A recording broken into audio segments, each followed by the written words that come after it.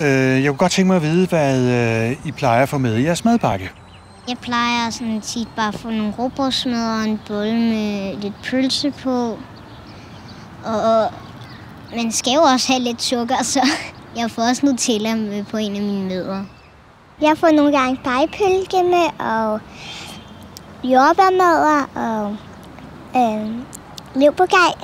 Hvad skulle der være på de mest fantastiske rugbrødsmadder? Kartoffelmad eller sådan. Ja, kartoffelmad med persille. Nej, men hvad hedder det? Der purløg. Ja, purløg. Mayonnaise. Nej, karse. Nej, karse. Med mayonnaise og karse. Kartoffelmad med mayonnaise og karse, ja. Hvad er der, hvis det skal være en rigtig sund madpakke? Hvad er der så i? Gulerødder. Gulerødder, gurker, grøntsager og sådan noget. Ja, rigtig meget grønt og sådan noget. Og så også nogle kerner og sådan noget rugbrødsmad. Ja, rugbrødsmad med kerner. Hvad er sundt? Hvad er sundt på pålæg? I hvert fald ikke pålægchokolade. Kødpølse. Men er rugbrød sundt? Ja, det er det. Det er rigtig sundt. Hvorfor? Der er kerner i. Ja, der er sådan kerner i.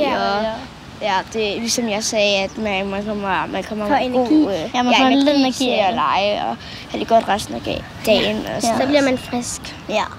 Kan I mærke færres forskel på, når I ikke får frokost, og I har en lang skoledag, og når I får frokost? Ja, det er rigtigt. Altså, jeg begynder at blive sådan lidt træt, hvis jeg ikke får mad. Ja, jeg begynder at blive sulten og sur og rasende. Og sådan træt. Jeg orker ikke noget. Jeg er mega sulten og ondt i hovedet og ondt i maven. Så det er vigtigt at få frokost. Ja, rigtig vigtigt. Rigtig vigtigt. Men er det ikke bare noget, I siger, fordi I har fået at vide, at de voksne, det skal I?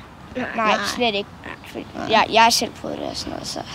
Men hvad nu, hvis jeres farmor kommer og sagde, vi vil gerne have madpakke med på arbejde, og vi vil gerne have, at I laver madpakken?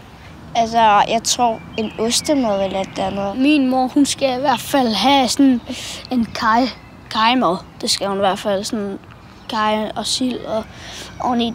Det kan hun godt lide derhjemme, og så også en rejemad, tror jeg. Ja, det skal hun nok. Jeg tænker nok, at hun vil gerne have en mad med frikadeller på.